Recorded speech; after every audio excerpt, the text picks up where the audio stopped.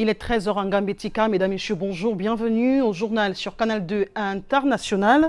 Ce lundi 6 mai marque le démarrage du mois de Ramadan, le mois au cours duquel le Coran a été révélé justement au prophète, un mois de jeûne spirituel et de jeûne alimentaire. La prière du mois de Ramadan au Cameroun sera essentiellement consacrée pour le retour de la paix dans les régions en crise. Jeux universitaires 2019, la compétition a bel et bien démarré juste après la cérémonie d'ouverture présidée par le professeur Jacques Famendongo, ministre de l'Enseignement supérieur et chancelier des ordres académiques. La première médaille en or a été enregistrée ce matin en sport paralympique, glanée par un athlète de l'université de Chang. Et puis, l'état civil se porte mal dans la ville de Yaoundé. La conservation des registres d'actes de mariage, de naissance et de décès demeure préoccupant. Constat fait par le numéro 2 du Bureau national de l'état civil lors de sa descente sur le terrain. Les détails dans ce journal.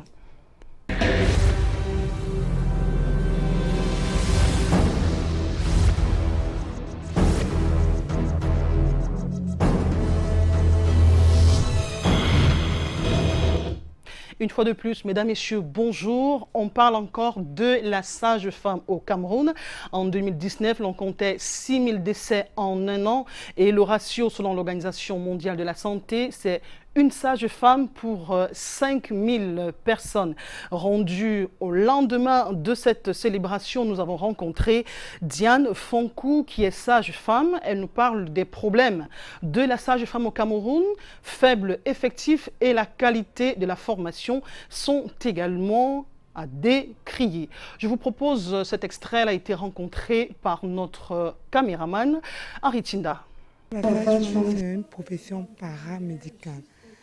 À la base, d'abord les soins infirmiers et maintenant, plus spécialement, la santé de reproduction, comme vous l'avez si bien dit. La spécificité est que la sage-femme s'occupe de la femme. Elle a une formation plus approfondie que celle des IDE par rapport à la prise en charge de la femme de manière globale, en préconception, conception et après la conception. Donc du coup, la sage-femme s'occupe de tout ce volet-là. Ce n'est pas seulement l'accouchement, comme beaucoup pensent que sage-femme égale accouchement, non. Puisque les accouchements, en général, ils viennent seuls. Maintenant, la sage-femme est celle qui doit être capable de surveiller tout ce qui est autour de l'accouchement et prévenir, parce que c'est ça, en fait, prévenir les complications dans le but de réduire la mortalité maternelle et néonatale. Le problème de la sage-femme, déjà, est que dans les hôpitaux, nous sommes en nombre insuffisant, déjà. Et aussi nos cadets qui sont derrière, qui n'ont pas encore de suite, parce qu'ils ont été formés, mais il y en a que jusqu'au jour d'aujourd'hui n'ont pas encore reçu le diplôme, ils ont juste les procès-verbaux. Et maintenant, sur le terrain, on a un peu un défi avec certains praticiens qui n'arrivent pas à valoriser réellement la sage-femme. Parce que ce n'est pas un défi de qui prescrit, qui ne fait pas quoi, mais le tout est de savoir que c'est la femme, c'est ses clientes qui nous réunissent là-bas. Et aussi les centres de santé qui sont ouverts à tort et à travers, et beaucoup n'ont pas l'humilité d'apprendre. C'est ça en fait, l'humilité d'apprendre. On n'est pas né savant, mais ce qui est sûr est que si au fur et à mesure on apprend, on pourra faire des choses merveilleuses. Surtout que ces femmes, pour la plupart, il y en a qui sont ignorantes. Par moment, elles vont dans des endroits, elles ne savent pas. Mais que nous-mêmes, le personnel, ayons l'amabilité d'accepter que oui, à ce moment, je suis bloquée, mon niveau s'arrête là. Raison pour laquelle la sage-femme travaille en étroite collaboration avec un gynécologue. Les sages-femmes, c'est un métier noble, c'est un métier qu'il faut aimer. Parce que si vous n'aimez pas ce que vous faites, avec tout ce qu'on peut subir dans les salles d'accouchement, avec les menaces, vraiment, les femmes vont beaucoup souffrir. C'est pour cette raison que j'exhorte beaucoup de mes cadettes, parce que même celles qui viennent en stage, je leur dis chaque fois, aimez ce que vous faites. Parce que lorsque tu as l'amour de ton travail, surtout ce métier, si tu attends toujours d'être vraiment pleine aux as, tu ne pourras pas. Il faut d'abord aimer ce que tu fais. Si tu aimes ton métier, tu pourras le faire de la plus brillante des façons. Et pour les amener à travailler de la plus meilleure des façons, le ministre en charge de la Santé au Cameroun, le docteur Madaouda Malachi, a publié un tweet à travers lequel il les exhorte à travailler d'arrache-pied. Et on peut lire: en ce jour où le monde entier pense à la sage-femme, je voudrais témoigner toute ma reconnaissance à ces mains habiles qui au quotidien accueillent, protègent et couvrent les nouveau-nés de leur amour dans nos maternités. Je vous annonçais en titre le début du mois de Ramadan pour ce 6 mai précisément. Eh bien, il faut dire que c'est ce mois de Ramadan que le Saint-Coran a été révélé au prophète, et c'est un mois à travers lequel le fidèle musulman doit observer deux types de jeûnes, le jeûne spirituel et le jeûne alimentaire. Et pour comprendre davantage les spécificités du mois de Ramadan, nous avons rencontré Aruna Aman. C'est un fidèle musulman. Il a été rencontré justement par notre correspondant Kizito Koumaï à l'Est. Le jeûne de Ramadan, c'est un pilier parmi les 5 piliers de l'islam. Donc un musulman, il doit reconnaître qu'il y a un seul Dieu unique et que le prophète Mohammed, son messager, il doit accomplir les 5 prières obligatoires chaque jour. Il doit jeûner le mois de Ramadan. Il doit prélever la zakat quand il en a les moyens, et il doit faire le pèlerinage une fois dans sa vie s'il en a les moyens. Bon, en fait, le Ramadan, c'est l'un des 5 piliers de l'islam qui est obligatoire à tout musulman en bonne santé, valide.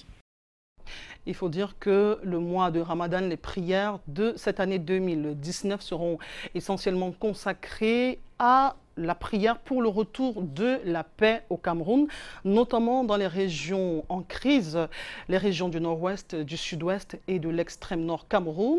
Une célébration du Ramadan dans un contexte où les fidèles musulmans, pèlerins pour le Hajj, se plaignent du montant exorbitant pour le voyage, plus de 2 millions de francs CFA et demi, comparé au Tchad qui coûte 1 600 000 francs CFA. Pour comprendre davantage l'actualité sur le mois de Ramadan, rendons-nous à Yaoundé retrouver Karel Mezatia Choya pour la suite du journal et du Ramadan.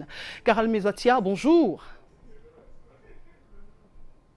Aussi Fosso, Madame, Messieurs, bonjour. Vous l'avez dit, nous restons sur l'actualité relative au début du mois de Ramadan au Cameroun ce 6 mai. C'est donc parti pour un mois de pénitence chez les fidèles musulmans. Comment est-ce que ce début de jeûne doit être appréhendé? Comment doit-il être vécu par les fidèles musulmans? Notre reporter Arnaud Nguefak a rencontré l'imam suppléant de la mosquée de la briqueterie ici même à Yaoundé. Ibrahim Chewi explique. La préparation du mois de Ramadan commence déjà un mois avant. C'est-à-dire, par exemple, nous avons le mois de Sha'ban, donc le mois qui vient avant le mois de Ramadan. C'est à partir de là qu'on commence à préparer le mois de Ramadan. On jeûne quelques jours pendant ces mois, parce que le prophète de l'islam a jeûné plus dans ces mois que pendant d'autres mois. Comme par exemple, on jeûne par moment 15 jours et puis on s'arrête. On commence maintenant à attendre le mois de Ramadan qui vient, dès qu'on aperçoit le croissant lunaire. Il y a des dispositions spirituelles qui commencent déjà, parce qu'il faut d'abord renforcer son esprit voilà, par rapport au jeûne. Et il y a aussi les dispositions physiques, parce que quand vous jeûnez maintenant, ça vous permet d'avoir l'endurance. Donc les jeûnes que vous commencez pendant le mois qui précède le Ramadan, c'est cet exercice-là. Et maintenant, il y a aussi certains exercices d'ordre financier. Vous savez que juste après le mois de jeûne, il y a la fête qui arrive. Donc chacun commence à préparer son porte-monnaie par rapport aux différents étrangers qu'il pourra recevoir.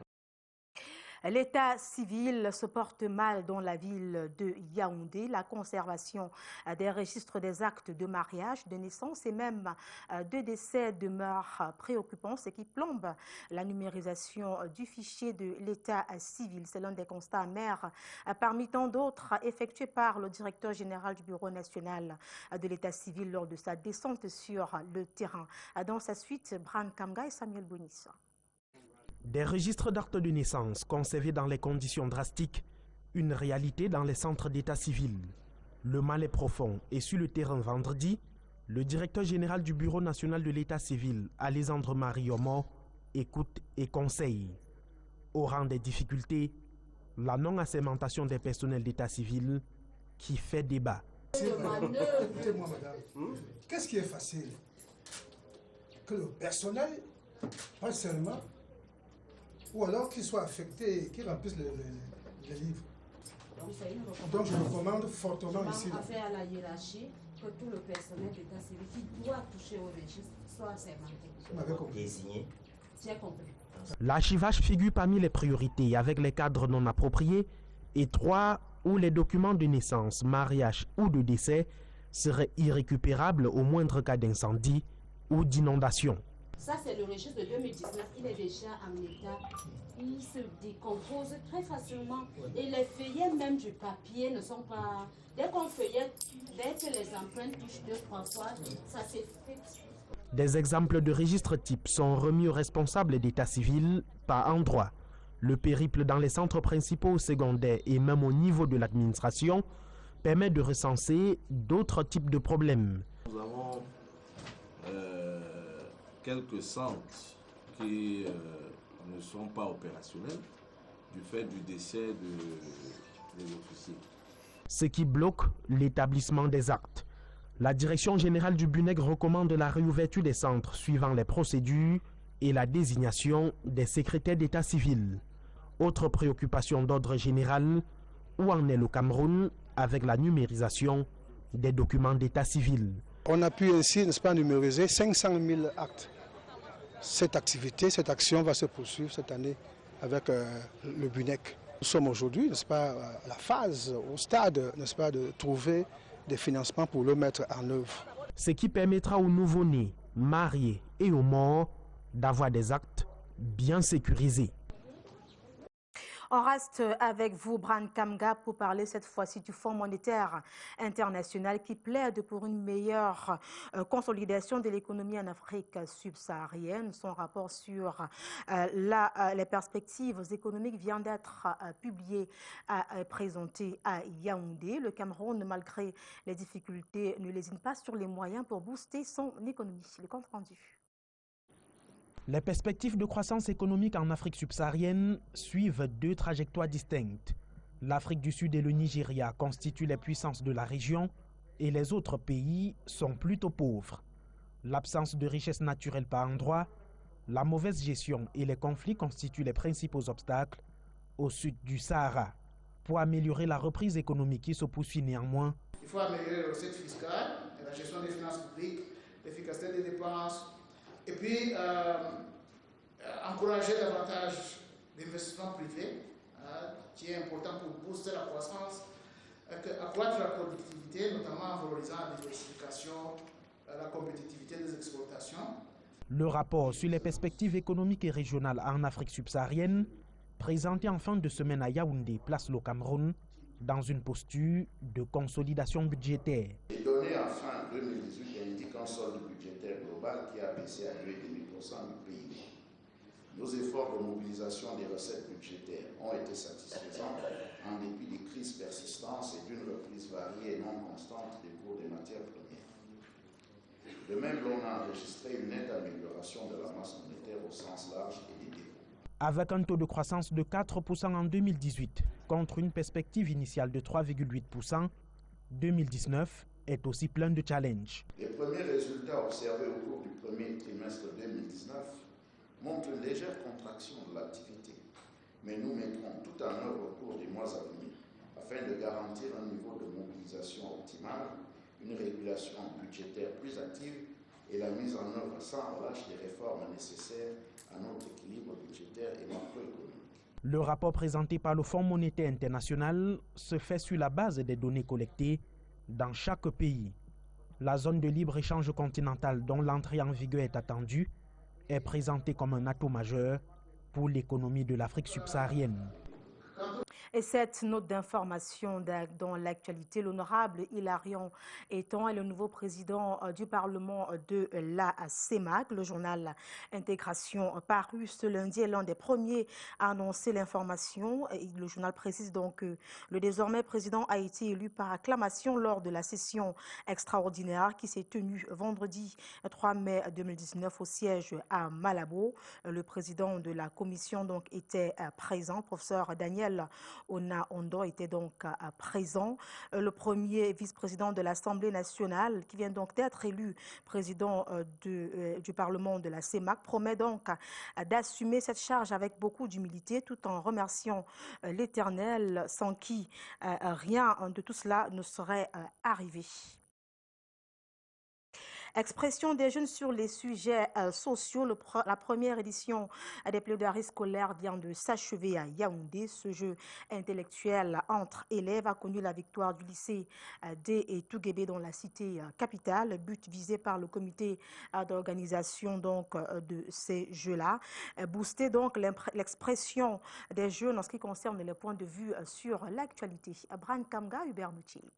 Le prix de Simone Veil n'est pas... Au centre des finales de la première édition des plaidoiries scolaires, samedi à l'Institut des relations internationales du Cameroun à Yaoundé, le débat entre élèves sur l'égalité homme-femme. Je suis d'accord avec toutes les personnes qui pensent que l'égalité entre l'homme et la femme est vraiment impossible. On ne saurait jamais discuter cette égalité-là ou cette inégalité. Donc ça reste impossible et futile. Un argument qui sera mieux soutenu dans la catégorie individuelle par la candidate du lycée des Touguébé de Yaoundé, Clémence Zoua, vainqueur. Ne poussons pas une rébellion, ne nous donnons pas une image fausse de l'égalité des sexes. Ceci voudrait tout simplement dire nous voulons les mêmes droits. Le lycée des Touguébé remporte en individuel mais aussi en collectif face au lycée des Corézoc. Le concept de l'Agence internationale de management social est bien accueilli. Nous sommes dans une société qui a besoin d'éveil, qui a besoin d'enseignement sur tous les plans. Et chez nous autres les enseignants, lorsque nous avons une proposition comme celle-là, c'est une aventure assez agréable. Objectif général, celui de développer chez les jeunes le sens de l'argumentation et de la critique. Et au travers de cet objectif général, nous poursuivons d'autres objectifs spécifiques, notamment développer chez les jeunes le sens du bien-dire. Les plaidoiries scolaires ont cependant besoin d'accompagnement du gouvernement et des partenaires à l'éducation pour traverser les frontières du département du Mfundi et d'offrir l'opportunité aux élèves du Cameroun de mieux s'exprimer sur les questions sociales.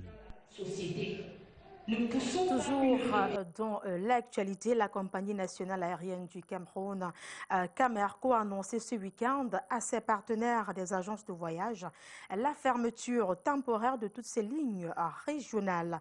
Ce sont 7 destinations qui sont concernées: Abidjan, Bangui, Cotonou, Dakar, Libreville, Lagos et N'Djamena. Des questions de trésorerie évoquées par la compagnie. Le transporteur camerounais se limitera désormais au réseau domestique. En interne, des mesures ont donc été prises pour le paiement de 2 mois d'arriérés de salaire dus au personnel. On parle religion à présent. L'école théologique de Ngoya fête ses 40 ans. Pour l'occasion, ils étaient nombreux, ces fidèles chrétiens, à rendre grâce à l'Éternel à travers louanges et adoration pour ces belles années donc vécues. On en parle avec Alain Gislain Kanga. Sous le regard bienveillant de Saint-Cyprien, chants et louanges animent la chapelle de Ngoya.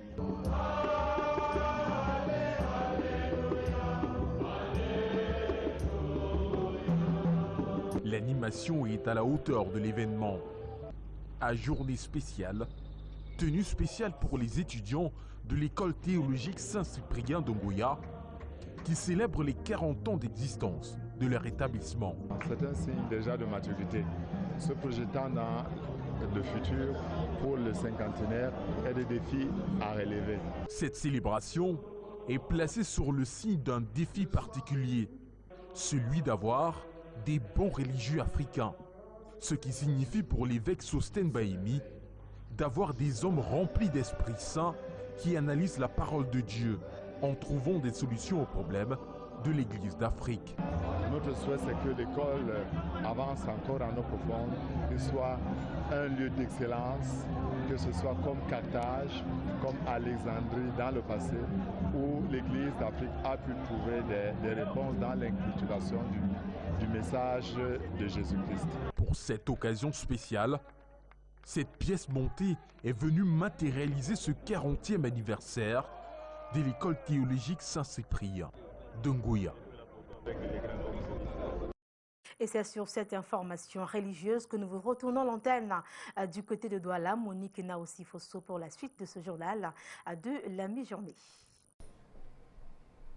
Merci Karel Mezatia Choya. Je vous conduis à Edea pour vivre cette visite que l'on appelle une visite de sauvetage pour Alucam. Depuis 2014 justement, cette entreprise a perdu l'essentiel de ses actionnaires et en 2018, compte tenu de la baisse drastique des coûts de matières premières et un déficit en électricité, Alucam peine à décoller et une visite vient d'y être effectuée par le ministre en charge des mines, de l'industrie et du développement technologique à l'effet de scanner les problèmes de cette entreprise. Christian Bord pour plus de détails. Dans le but de redonner un coup de pouce et de trouver des solutions à la crise qui frappe aux portes de la société Alucam, le ministre des Mines, de l'Industrie et du Développement technologique, Gabriel Dodondoké, s'est rendu à Edea pour toucher du doigt les réalités de fonctionnement de la société Alucam et porter des propositions à sa hiérarchie. J'ai été instruit par le Premier ministre chef du gouvernement de regarder de près. Il y a des questions d'ordre conjoncturel, il y a des questions d'ordre structurel, il y a certainement des questions d'ordre social. Toutes ces questions seront portées à la connaissance de Monsieur le Premier ministre chef du gouvernement. Pour le directeur général de l'entreprise, cette visite paraît comme une bouffée d'oxygène à l'entreprise qui, depuis janvier 2018, voit ses activités tourner au ralenti. Nous sommes en sous-activité aujourd'hui par rapport à notre potentiel. Cette situation a été présentée au ministre en charge de l'industrie de manière à pouvoir évidemment trouver des solutions adéquates au retour à une pleine activité. La visite guidée du ministre, qui accompagne une forte délégation ministérielle, l'a permis de voir la capacité de fonctionnement des ateliers de laquage, de transformation de la tôle ou encore de lingots. Alucam est parmi les pionnières du Cameroun, parmi celles qui font encore la fierté de l'industrie camerounaise au-delà des frontières du Cameroun. Et vous savez, à 60 ans, on peut avoir des maladies liées à l'âge. Et donc, ce genre de maladie a sa médication. Autrefois, poumon économique du département de la Sanaga-Maritime, la société Alucam aujourd'hui fait face aux difficultés qui viennent de l'arrêt de 74 cuves sur 274 fonctionnels, le manque de matières premières et le déficit de fournitures électriques. Aujourd'hui, c'est pour vous donner l'ordre de dire chaque tonne d'aluminium que nous vendons, nous perdons à peu près 200 000 francs. C'est pour ça qu'on se lance plutôt vers des produits à très forte valeur ajoutée pour compenser. Par ailleurs, l'État étant le seul actionnaire de l'entreprise, tient à trouver des solutions urgentes pour le bon fonctionnement de la société. Dans le Mongo, un département de la région du littoral, le lieutenant-colonel Etienne Lambo Ngemto est le nouveau commandant de groupement de gendarmerie. Il arrive dans un contexte marqué par la multiplication des incursions des bandes armées. On a enregistré il y a moins de 24 heures une autre incursion qui a été heureusement neutralisée par les forces régulières. Voyons tout cela avec notre correspondant Emmanuel Ngomba et Patrick Ngwanya.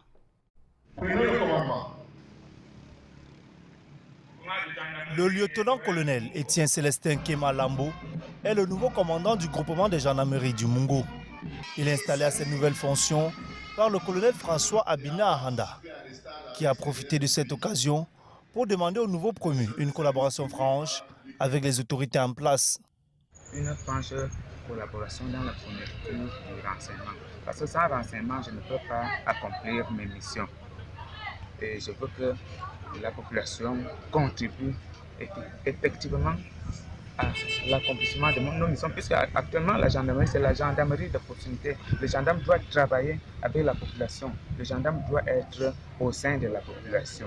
Les populations sont satisfaites pour cette nouvelle nomination et promettent d'apporter leur soutien dans l'optique d'accompagner les forces de l'ordre dans l'exercice de leur mission. Un accent soit mis sur la sécurité de la population, avec tout toutes les difficultés qu'on rencontre, l'accent soit vraiment mis là-dessus. Dans la musique, c'est de mettre un accent dans le travail et une patrouille, parce que réellement nous sommes dans des différents groupes.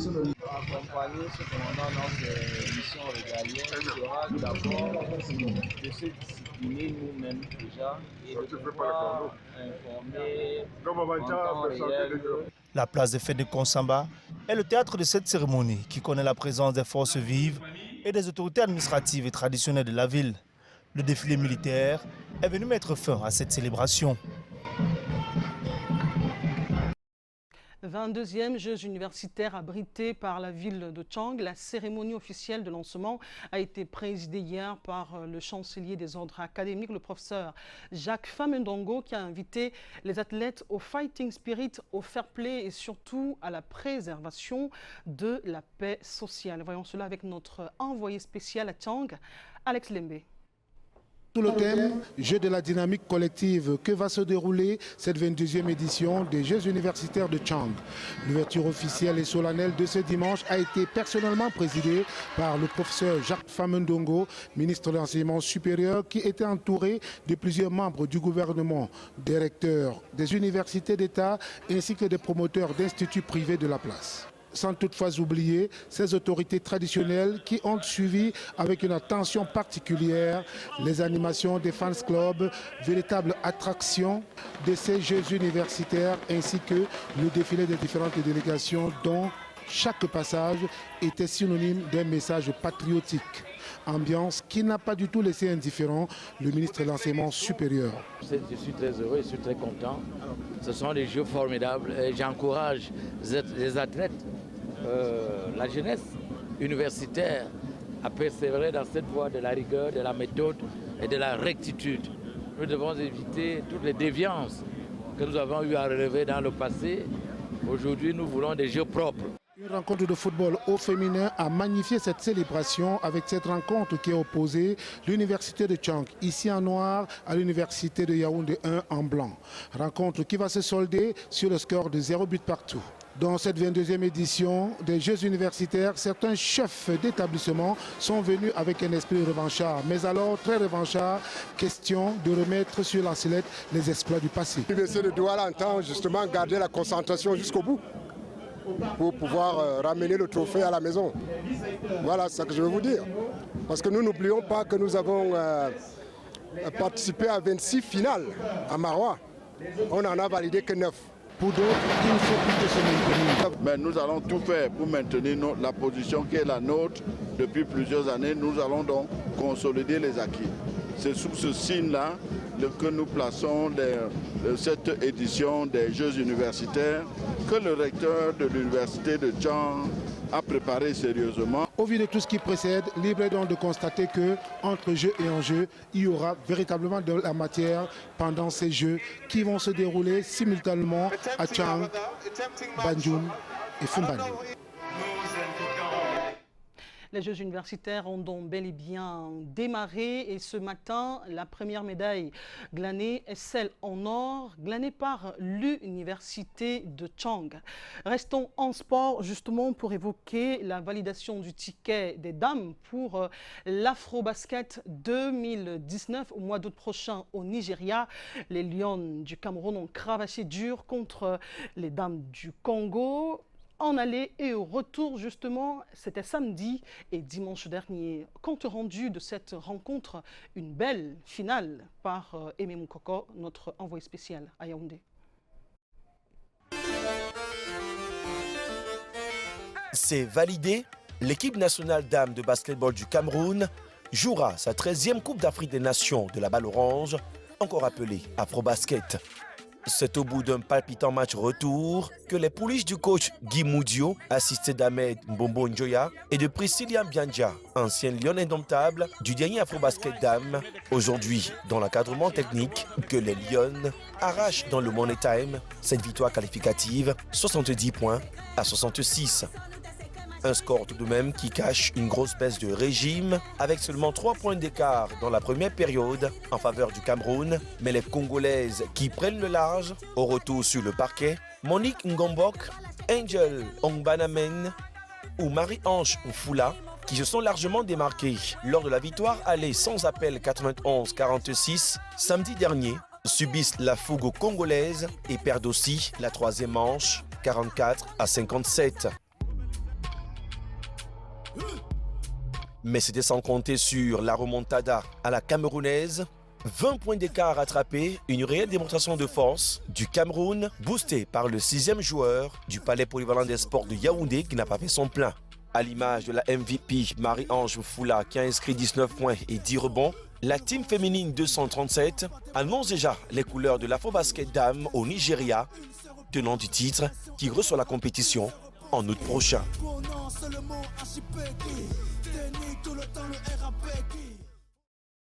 Allez les Lions.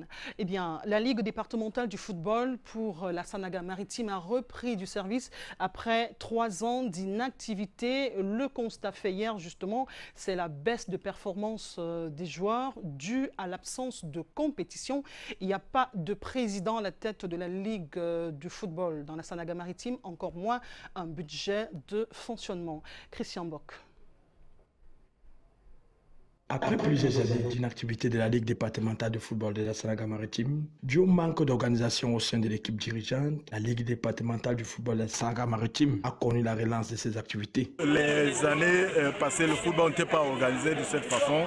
Dites-leur qu'il y a une nouvelle équipe dynamique qui voudrait développer le football, qui voudrait organiser le football sous un autre angle, qu'ils viennent ensemble, qu'on mette la main dans la pâte. Le football AIDA veut renaître de cette lettre de noblesse. L'objectif ici est de remplir les stades, jouer du beau football et de respecter la hiérarchie. Le football, c'est quoi? C'est le suivi. S'il n'y a pas de suivi, il ne peut pas avoir de rendement. Les gens jouent avec une équipe qui a 10 000 francs de prime de match gagné. Eux, à la base, ils n'ont même rien. Il n'y a aucune motivation. Que j'ai regardé un match, je vous assure, j'ai même pas vu quelqu'un faire un bon amorti, une bonne passe. Je pense que ça relève du fait de l'encadrement. Il n'y a pas un bon encadrement. À l'occasion de l'ouverture de la première journée de championnat de la Ligue départementale de football, le stade municipal de Déa a fait le plein d'œuf. Où un match a opposé le tout-puissant de Déa en bleu et Mbanda United en jaune. Cette rencontre s'est soldée par 2-0 en faveur de Mbanda United. C'était le lancement. Nous allons arrêter et à partir du mai 2019,